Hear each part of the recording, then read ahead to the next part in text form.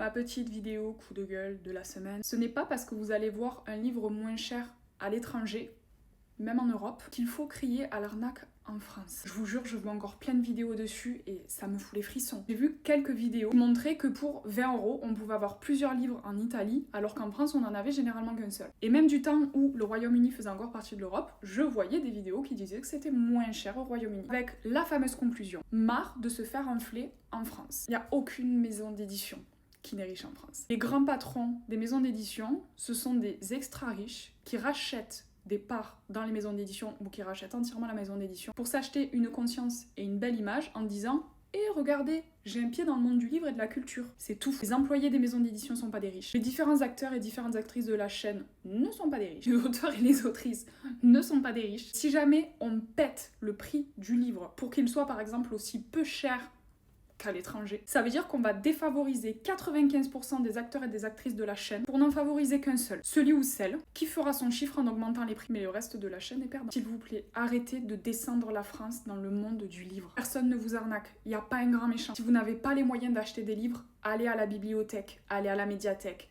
allez dans les boîtes à livres, achetez des livres numériques. Mais ne criez pas à l'arnaque, ne demandez pas aux acteurs et aux actrices de s'asseoir sur leur gagne-pain juste pour que vous puissiez faire quelques économies.